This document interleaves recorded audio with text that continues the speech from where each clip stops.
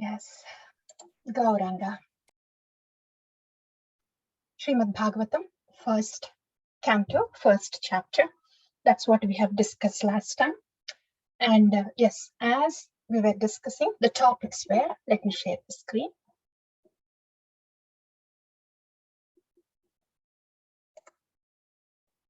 Yeah, so if you remember, the 3 slokas, the prelude of Srimad Bhagavatam. And then qualifications of a speaker, and what are the characteristics of a Kali Yuga Jiva, and what are the effects of holy name, a devotee, and the 6 questions. These were discussed in the first chapter. So we'll browse through. These are the first 3 slokas. First one is defining the absolute truth, who is Lord Krishna. Then, how is Srimad Bhagavatam unique amongst all the Vedic literature? And the invitation of Srimad Bhagavatam to relish the rasa, bhakti rasa, reciprocation of loving relationship with Bhagavan. Next comes the qualities of a speaker. Anagha should be free from vices. Major vices are the 4 regulative principles. Those are major. And the most subtle form of the vice is envy, fault finding. So a speaker should be free of these vices. As much as a speaker is free of these vices, so much will be the potency in their words. Then, akhyatani adhitani. They should read the scriptures. More than reading is hear the scriptures from Guru Parampara. That's what Srila Prabhupada says in the purport. Reading is good, but if you hear from Guru Parampara, and then not only hearing, but should be explained. You should glorify, you should recite, you should say. So both hearing and saying had to be done by the speaker before they speak any of the topics of Bhagavatam. Then, Veda Vidam Sreshtaha. Generally, it's the senior devotee that is asked to speak the katha because they are more realized and they're more knowledgeable. But if any other devotee is asked to speak in front of them, then they would take the permission and blessings of the senior devotee and then speak the katha. That's what the speaker needs to do. Also, the speaker of Bhagavatam should be pure and simple. Pure in intention. The katha should be spoken simply to please Guru and Krishna. And they should be simple in mentality. Simplicity is Vaishnavism. Srila Bhakti Siddhanta emphasizes that many times. That translates to having faith in what is said. That is simplicity. And next one is snigdhasya, is submissiveness. It is only through submissiveness that a devotee would receive blessings from Guru Parampara, not because of their knowledge, not because of any other qualities, but because of the submissiveness to the Guru. So when that submissiveness touches the heart of the Guru, then he would bestow his mercy and open the realizations for that disciple. And that is why the Naimisharanya sages especially emphasize this point, saying that not only you have all these qualities, not only that just that you have heard and you have explained, but you have served your Guru with affection, with submissiveness. That's why you received special blessings. So please, you are qualified to speak. You are qualified to instruct us. These are the qualities of a speaker. As much as the speaker has these qualities, so much potency will be there in their speech. That's about the qualities of a speaker, of a Bhagavata Katha glorifier. Then qualities of Kali Yuga, Jiva. They are short life. Even if we assume that they are little long-lived, their tendency is to quarrel. Even if they say, okay, there's not too much of quarreling tendency, but they are lazy. Say, even if they are not lazy, they are putting some effort to know something about the spirituality, the purpose of life, then they are misguided. Say, even if somebody is rightly guided and is hooked up to the parampara properly, they are unlucky because they are not very interested and they do not take the shelter of the instructions. Even if they have taken the shelter of the instructions of Guru in the parampara, still they are unlucky because they are always disturbed either with the body problems or problems of the mind. That's the explanation given by Srila Vishwanath Chakravarti Thakur. If anyone of you can identify with that description, I could identify myself with that. But that's the quality of a Kali Yuga, Jiva. That's our position. Karma nahi, jnana nahi, nothing. That's why we need more help. So the help is in the form of hearing, holy name, and devotees. These are the glories of hearing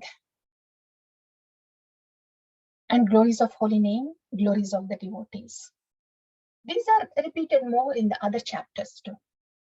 But here in this first chapter, in these slokas, there are glories of hearing, holy name, and devotees. Apanna samsrutam ghoram yannama vivashogranam. Holy name, when chanted even unconsciously, can yad bhiveti swayam bhayam, can terrorize fear personified. It means it gives fearlessness. Then etpada samshraya suta muneh prasamayanaha sadhya punantyupasprishtaha swarduniyapo anusevaya. If somebody is taking dip in Ganges for a very prolonged period of time, only then they may be purified a little bit. But just with the momentary association of a Sharanagata Bhakta, sadhu is enough to change one's life. That's the power of a sadhu, Sharanagata Bhakta. So those are the glories. And now the 6 questions of the sages. First is, what is the ultimate, what is the essence of all religions? What is the ultimate benefit of the humanity? Those are the 2 questions, first 2 questions. The answer for them is bhakti. We'll see that in the 2nd chapter. Third question, right? Why is Lord Krishna descending? Why does Lord Krishna descend here? Yeah. That's the question 1. Question 2. So reason for Lord Krishna's appearance. That's the 3rd question. 4th question is, when he is descending, what are Purushavataras? 4th question. 5th one is, what are Leelavataras? 6th question is, where is the shelter for Dharma when the Lord disappears to his own abode? 6 questions. This is all first chapter. Yeah? Moving on to the 2nd chapter now. In the 2nd chapter, we have answers to first 4 questions. First thing that happens in the 2nd chapter is Suta Goswami after being invited by the Naimisharanya sages, he takes the seat, Vyasasana, and then he does the invocation prayers, and then he thanks the audience for asking the questions. And after that, he starts explaining about bhakti. What is bhakti?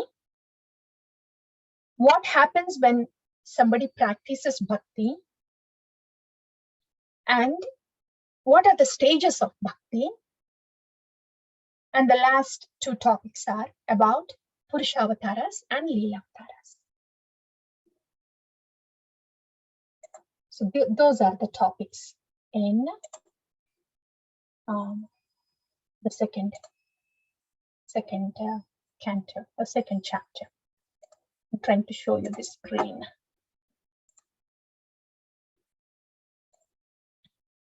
Stop sharing this.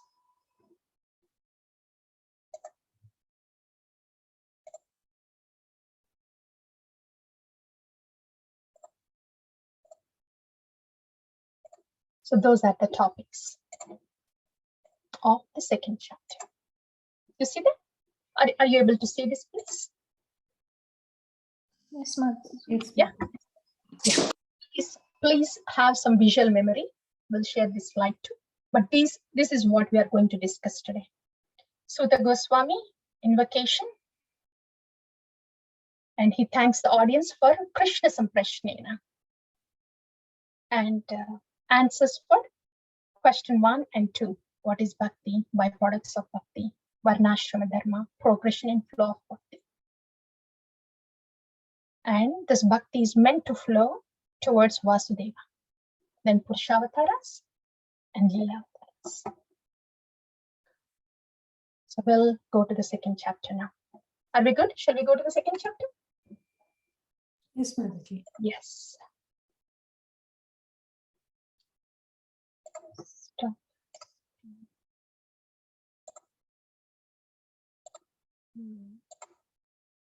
To go back.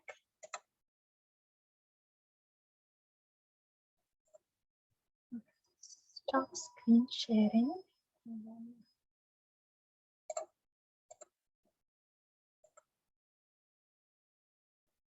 Yeah. And now, go to your computer. Bring up the second.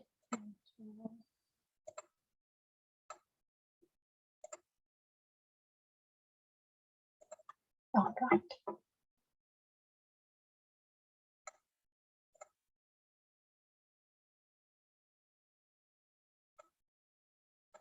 Yeah, I feel like a kid playing video game here. Yahan click karke, wahan click karke. Yes, that's the second chapter. Okay. Are you able to see that, please? Yes, Mataji. Yes. So moving on to the second chapter. Sutta Goswami, he accepted the Vyasasana. You see there? He accepted the Vyasasana. And he's doing the invocation prayers. And after that, he would thank all the sages here. What are his invocation prayers? Sukadev Goswami. If you look at any speaker of the Bhagavatam, then they would offer their pranams starting from their immediate guru to Param Guru. So what is Sukadev Goswami doing? Who is immediate guru of Sutta Goswami? That's Sukadev Goswami, from whom he heard Srimad Bhagavatam, right? So he's invoking the blessings of Sutta Goswami. Yam pravarajantam anupetam apeta krityam vaipayano virahak kataraju havam treti tanmayataya taravo vinedus tam sarva bhuta hridayam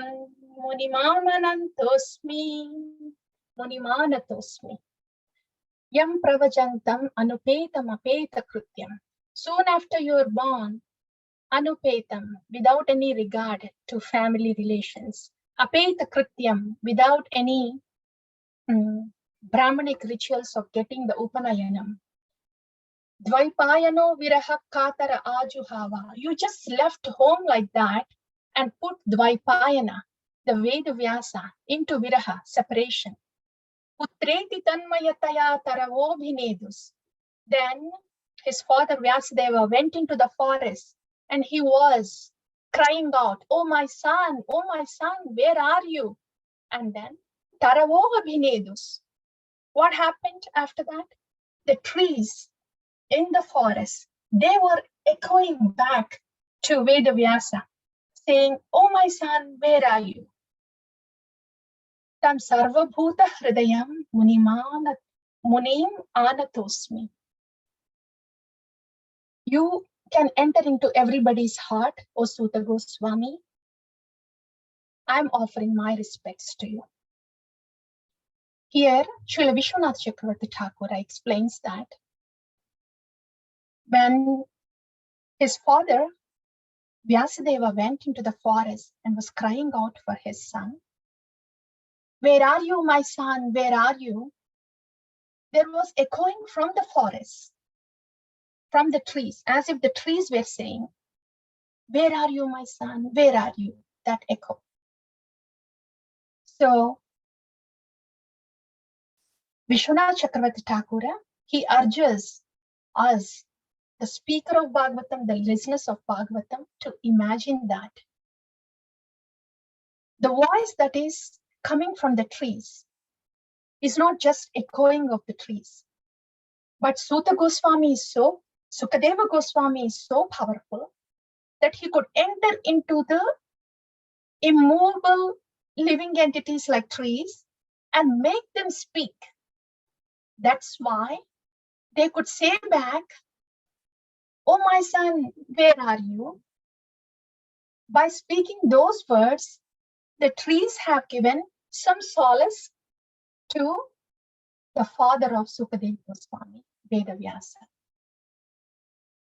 So Sukadeva Goswami is so powerful that he can make the trees speak to give solace to his father. In the same way, we are seeking the blessings of Sukadeva Goswami so he can make immovable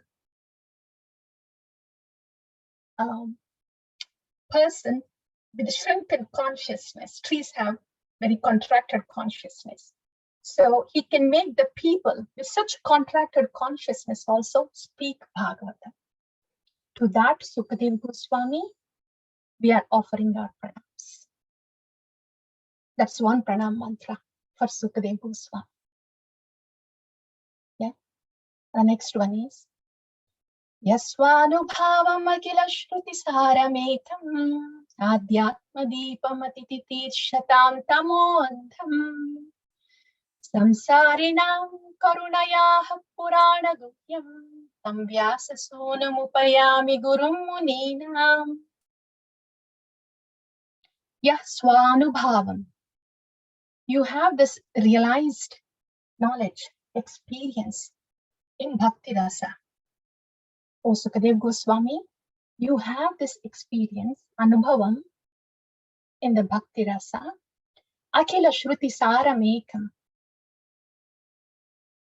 And you know the essence of all the Vedic knowledge. Adhyatma Deepam. You are a Deepam, torchlight. Adhyatma, transcendental. You are a transcendental torchlight to whom? Atitir Shatam Tamo Andham. For all those people who are in dark ignorance. Samsarinam karunayaha purana guhyam. All those people who are drowning in samsara, janma mrityu jara vyadi, karunayaha, with all mercy, purana guhyam, you have given this confidential knowledge, guhyam, through the Srimad Bhagavatam. To you, Tam Vyasa Sonam, to that son of Vyasa, Upayami Gurum Munina, You are the Guru of all the Munis, and my upayam, my pranams to you, my respects to you. These are the invocation prayers of Shaunaka Rishi, of Suta Goswami to Sukadeva Goswami. Yeah, his immediate Guru. And after that, invocation to Param Guru. Narayanam Namaskrityam Naranchaiva Narottamam Devim Saraswatim Vyasam Tato Jayam Udirayat. Narayanam Namaskrityam Naranchaiva Devim Saraswatim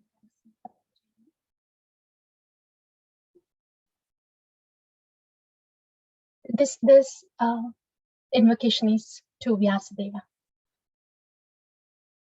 Devim Saraswatim Vyasam, to Saraswati Devi, and Narayanam, Naranarayanam. So to all those personalities, to Naranarayan Rishi, Saraswati Devi, and Vyasadeva. They are Param Gurus. Right? So his invocation prayers are done. And after that, now he's addressing the audience, the Saunak Rishi and all the sages that were assembled there. And then he says, Munaya sadhu prushtoham bhavat birloka mangalam yatratah krishna samprashno yenatma suprasidati. Sadhu, sadhu, this is very good. Prushtoham, you're asking me questions. Oh Munaya, all you sages. Yeah. Bhavat birloka mangalam. Bhava adbir, again bhava. It's bhavasagaram. Yeah. All these people who are in this bhavasagaram, for their mangala, for their auspiciousness, you are asking me these questions. And because your questions are Krishna samprashna, related to Krishna, it is going to bring yenatma suprasidati. It is going to bring satisfaction to the Atma.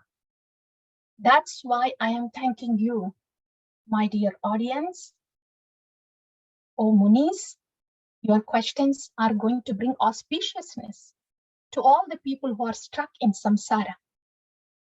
And your questions are related to Lord Krishna. So, very nice questions. Now, let me answer your questions. That's what Suta Goswami's address to the sages there. And now he starts answering the questions, one after the other. So first answer to the first and second questions. What is the ultimate benefit and the purpose of life? Supreme occupation and ultimate benefit. Answer is bhakti, devotional service. So here, Suta Goswami, he first gives the definition of bhakti. What is bhakti? Savai pumsam paro dharmo yato bhakti radokshaje ahaituki apratihata yayatma suprasidati. Savai pumsam, pumsam for a person, for a jiva, paro dharma, the transcendental occupation, or dharma is the nature of the substance. Any substance, the nature of any substance is dharma. Nature of fire is to burn, nature of water is to wet, and nature of soul is to serve. So the nature of the soul or supreme occupation is bhaktir adokshaji, devotional service to adokshaja, the transcendence personified. And how should that bhakti should be? How should that devotional service be?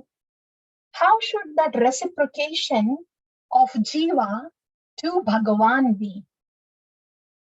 How should that be? Ahaituki, that reciprocation of the jiva to Bhagavan should go on causelessly. There should be no condition, no cause for that reciprocation of jiva with Bhagavan. apratihata. There should be no interruption in that reciprocation. When that loving reciprocation is causeless and is uninterrupted, then it causes yayatma suprasidati. Then the Atma feels very satisfied. That reciprocation that is of no cause and is uninterrupted and is bringing such complete satisfaction to the jiva, that particular reciprocation is called bhakti. This reciprocation or bhakti or devotional service is not sectarian. It is not a monopoly or a right of particular religion or a particular sect. Any jiva, dharma of any jiva is bhakti, is reciprocation with Bhagavan. It can be any religion, it can be any belief or any sect or any faith. But the flow of that devotion to Bhagavan is bhakti. Then what about the bhakti which is haituki, which is done for a cause and which is done every now and then? Then that bhakti is beginning stages of bhakti. It looks like bhakti, bhakti abhasa. It's not pure bhakti yet, it's bhakti abhasa. But over a period of time, when the intention is to come to pure bhakti, then it will get to this stage, ahaituki apratihata, pure devotion. So that's the definition of bhakti. That reciprocation of the jiva, which is causeless and uninterrupted towards Bhagavan, and which brings that complete satisfaction and joy to the inner self is bhakti. Okay, when one performs that bhakti, bhakti by itself is a gift. It's a process, it's a reciprocation, and there is automatically joy and complete satisfaction, inner satisfaction. But during the process of reciprocation or flow of bhakti towards Bhagavan, there are certain things that would happen as byproducts. What are they? Vasudeve Bhagavati Bhakti Yoga Prayojitaham Janyatyasu Vairagyam Jnanam Cha Yadahaitukam Yad Ahaitukam. Without any cause, automatically, when there is bhakti to Bhagavan Vasudeva, Janyatyasu,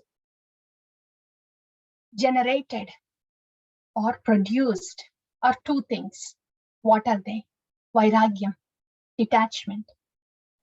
Detachment from anything material. And the other thing is jnanam, transcendental knowledge. They come automatically. During the process of reciprocation with Bhagavan, as we perform devotional service, vairagyam, detachment, jnanam, knowledge, they automatically come. When somebody has to chant 16 rounds, then there will be vairagyam, detachment to second show movies or shows or whatever, because they have to get up in the early morning and chant. So that's detachment to sense gratification. Like that, for any activity of bhakti to do, it will necessitate some detachment to some material activity. It is inbuilt in bhakti, automatically done. That's how the vairagyam happens. And the jnanam is realized knowledge. Before starting bhakti, one may feel like, when they hear Mama Maya Duratyaya, Mam Evaye Prapatya, Daivihesha Gunamayi Mama Maya Duratyaya, Mam Evaye Prapatyante Maya Yetam Tarantite. So when we sit back and just casually, relaxingly hear the sloka, Okay, this sloka is from Bhagavad Gita, Daivihesha Gunamayi Mama Maya Duratya. Those are just words to us. They didn't come to our experience yet. But once we commit to the process of bhakti, and when we are doing it regularly, then we will see that many challenges would come up to practice bhakti. And those are all Daivihesha Gunamayi. Then what do we do when all those challenges come up? Mam evaya prapatyante. Krishna, it is getting difficult to practice bhakti. Please help me. Then we take shelter of the process of bhakti. Somehow or other, we try to go on with bhakti, taking shelter, prapatyante, of the process of bhakti. So, when one is practicing bhakti like that, then those words are not just words anymore. That verse in Bhagavad Gita, Daivihesha Gunamayi, is coming to our experience. And we are realizing that, oh, Mam Evaye Prapatyante, this is what Lord Krishna is saying. To take shelter of this bhakti process, to take shelter of him, to get out of these modes.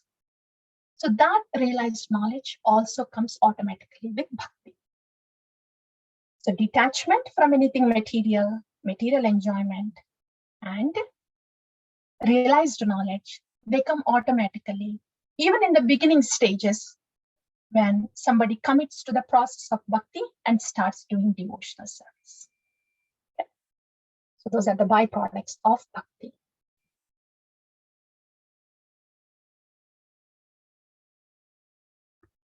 That is for somebody who is committing for the process of bhakti and doing it. All right, very good. There are many who are not ready to commit to the process of bhakti yet. What about them?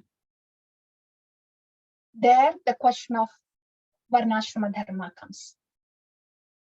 How is Varnashrama Dharma helping one to get bhakti? The answer is, if any of the occupational duties are not facilitating us in developing attachment to Vasudeva Katharuchi, then it is Shramayeva hi Kevala. How is this pertinent to us? We all have chosen our hobbies or occupations depending upon our talents and our interests. And if those occupations and talents are not facilitating us to develop any attraction to Krishna, then most part of it is Shramayeva hi Kevala. Dharma swanushtita pumsam visvakshena kadasya. Na utpadayet yadirati. If they're not generating any rati, attachment to Krishna Katha, then they are just shrama, useless labor. That's what Bhagavatam says. Application parties say this can help somebody, a butcher, if it's a butcher occupation, clearly that's a no, because that's not going to develop any attachment for Bhagavatam. One side killing the animal, the other side he cannot practice bhakti. So that's a no, like that. So any of our occupations, as long as we can dovetail that somehow or other, in some capacity or other, and as long as they are not causing trouble for our practice of bhakti, then we can continue with them. Otherwise, they are Shramayeva hi Kevala.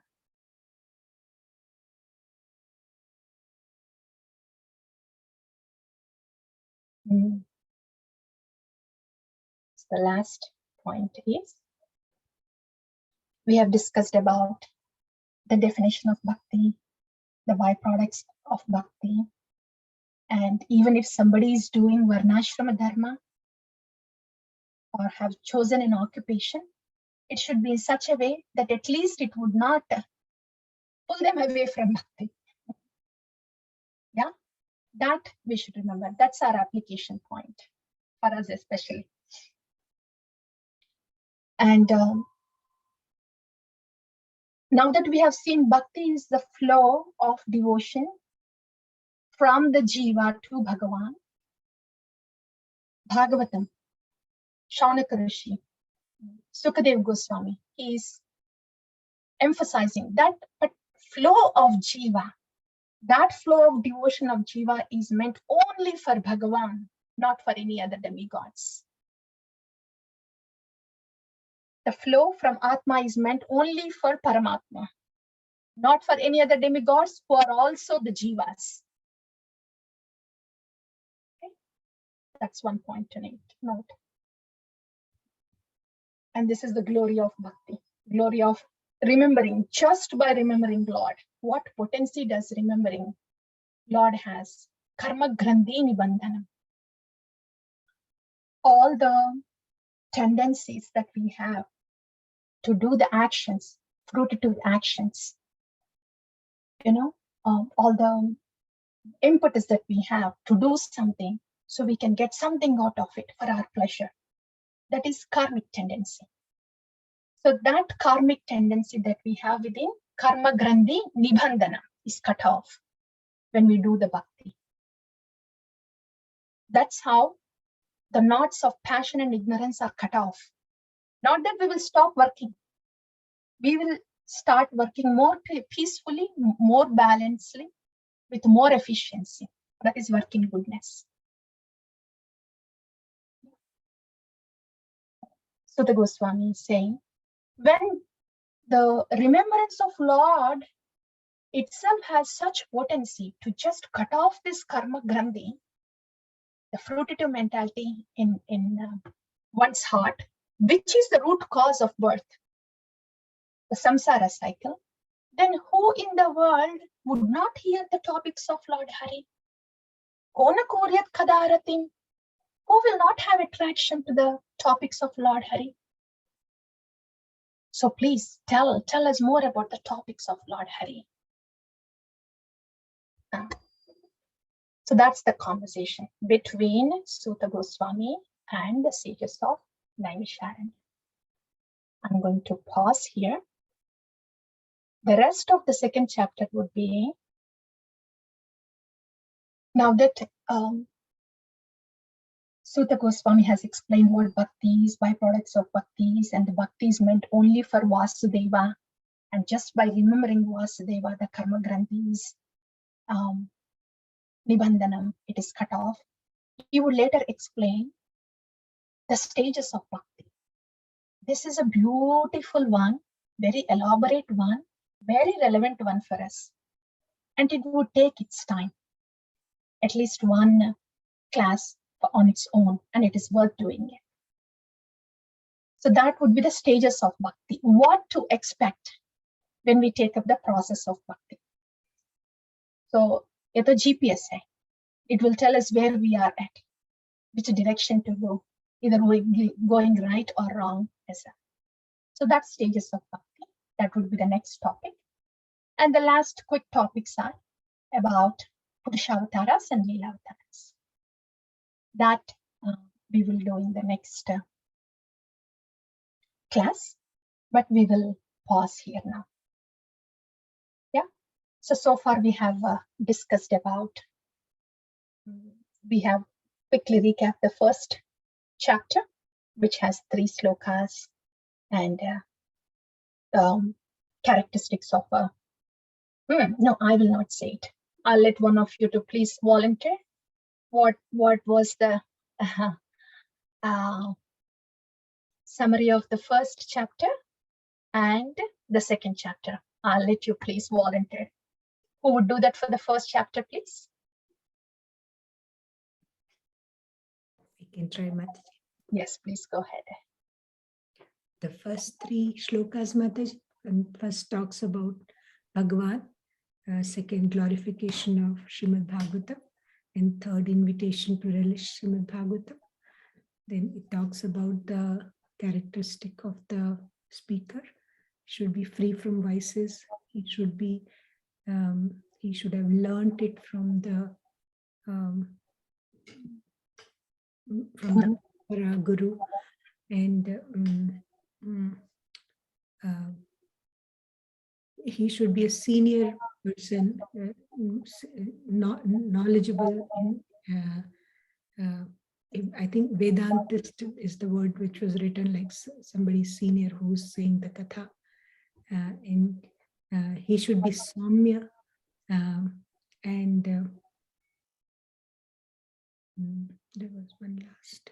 Snigdasya. What was the meaning? Snigdasya, submission. Yes, yeah, he should be in, because only with that submissiveness, not with the knowledge, you get the Blessings. Yeah, blessings.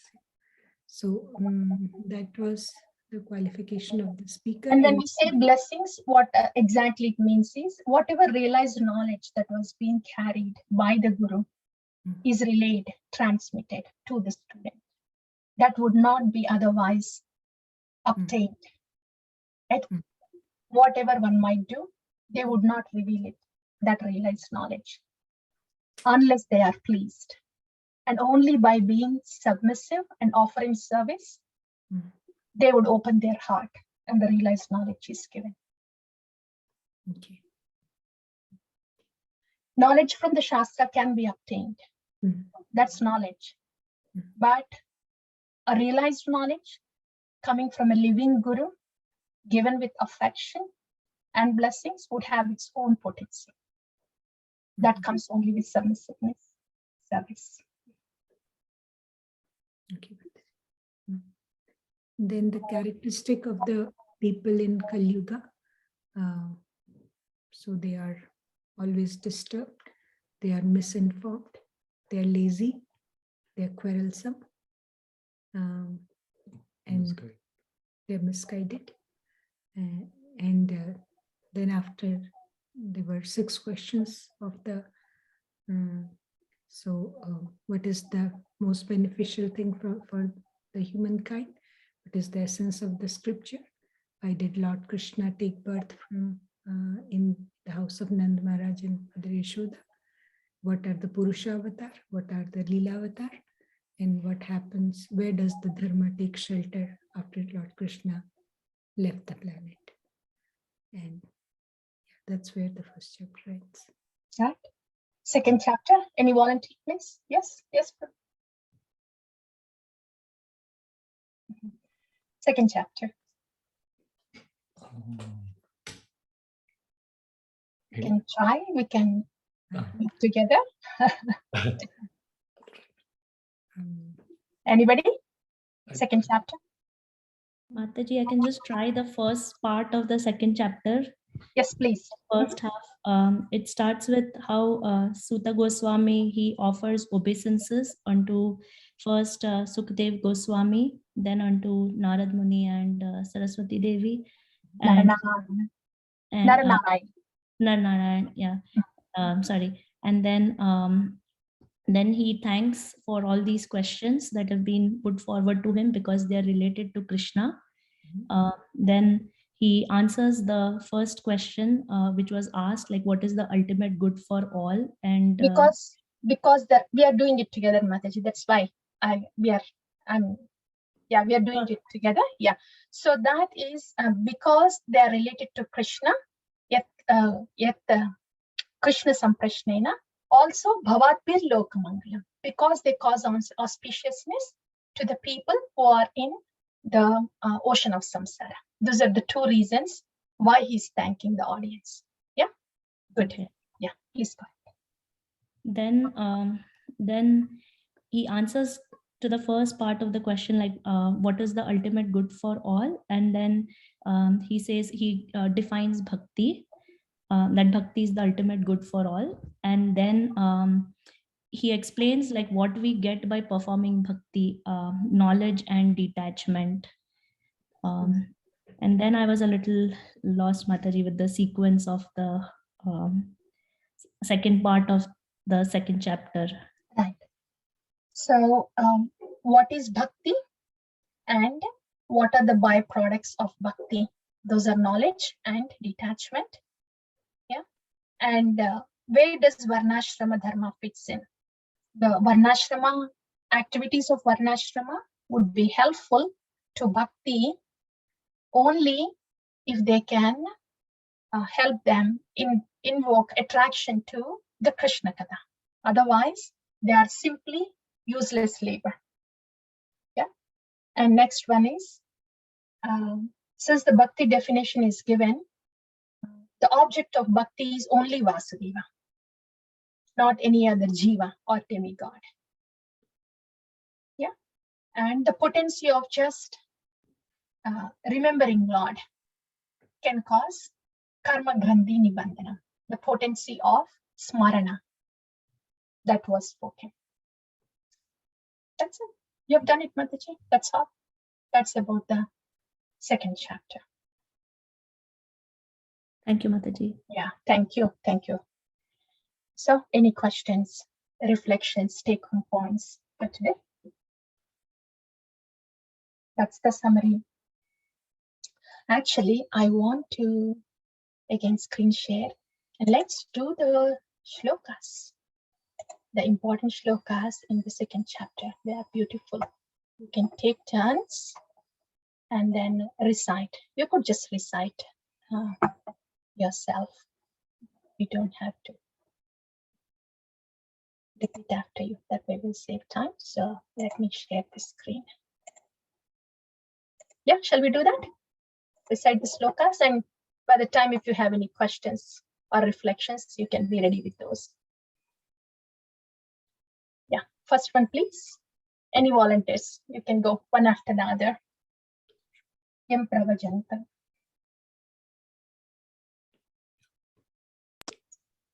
Krishna Mataji. Yeah, please go ahead.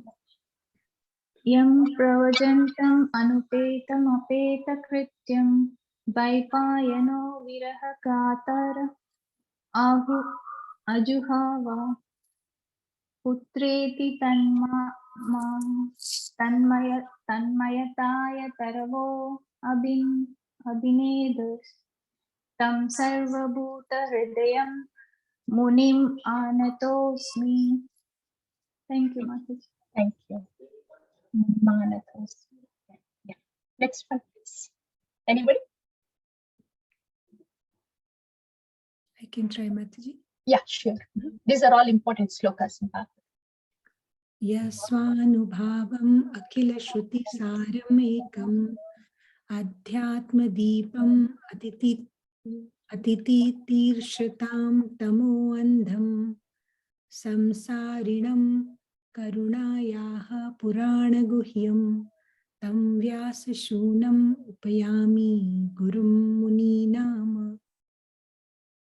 Yes. Hari Hari. Third one?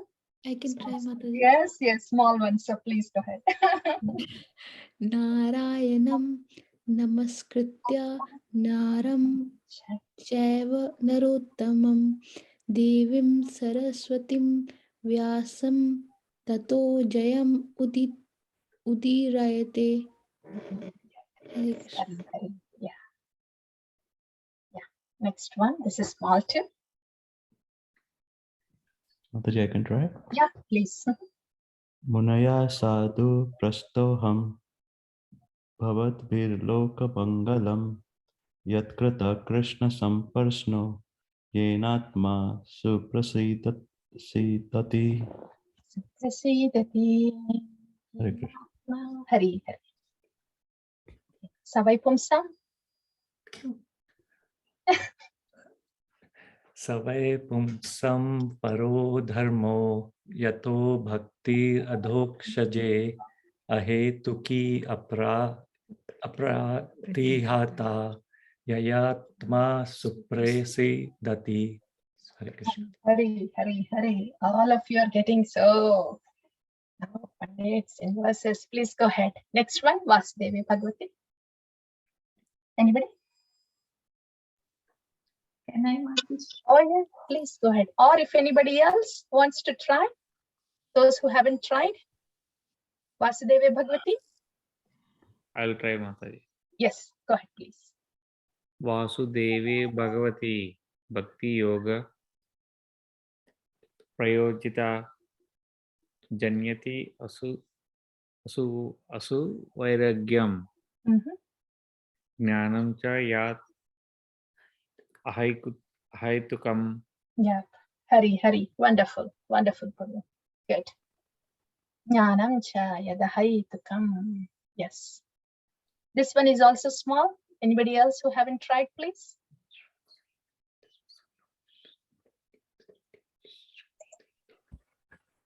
I'll tell you. Yeah, go ahead, please. Dharma swanustitha punsam visvaksena prathasuya notpadya padya yadi ratim sama eva kevalam. Awesome, awesome. Hari, Hari. Wonderful, Prabhu. Awesome. You're owning the slokas that you're reciting. So they will be with you. Next one, Atha Pumbel Dvijasreshta. Anybody who haven't recited yet? This is a small one too. Okay, anyone can go, please. Go ahead.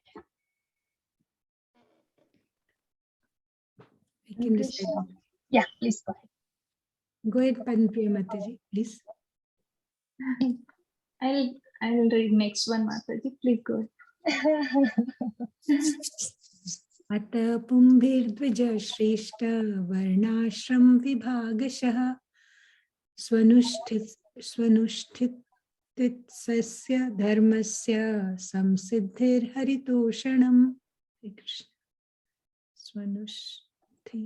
Swanushtitasya dharmasya.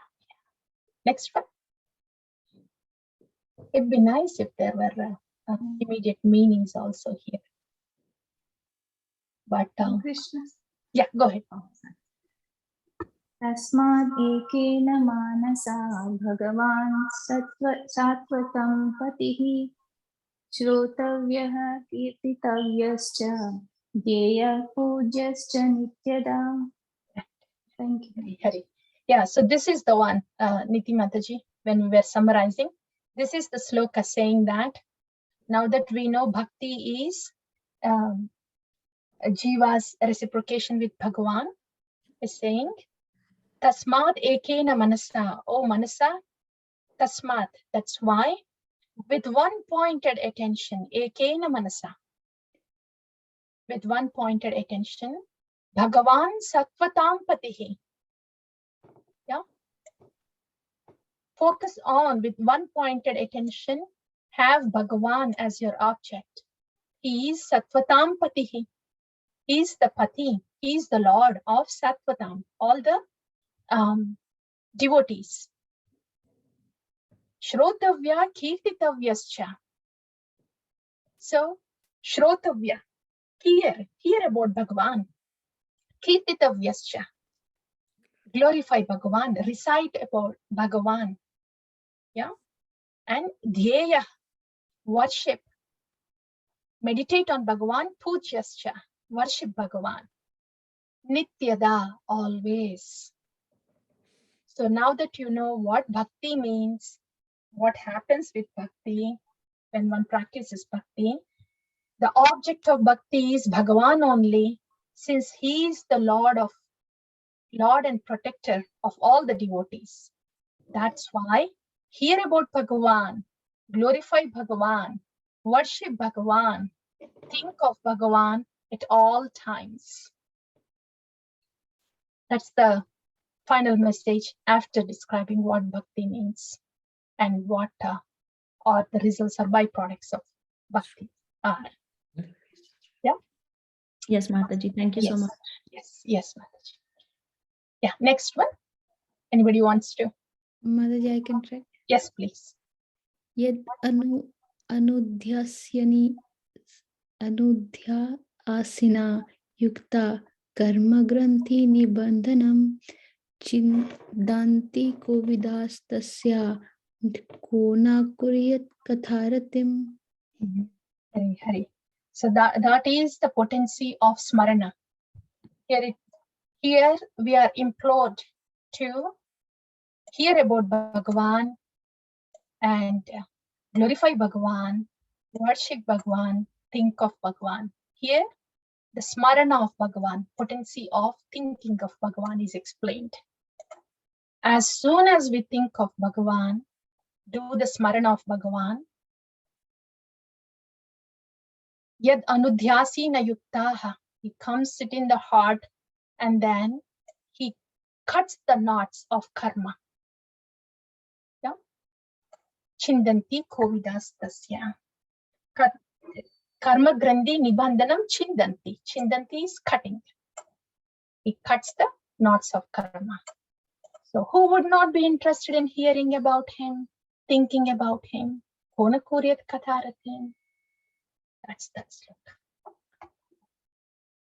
Yep. That's for us this week. The first and second half of the second chapter with the definition of bhakti, byproducts of bhakti, the potency of remembering bhakti, and invocation prayers of Sutta Goswami. And how should our questions be? What are the best questions? Those that can alleviate the miseries of the people who are in samsara cycle, and those that are pertaining to Lord Krishna are the glorious questions. Yes. I'll let you give one take-home point for you to take home, or any reflection before we part. We have 4 more minutes if you have anything.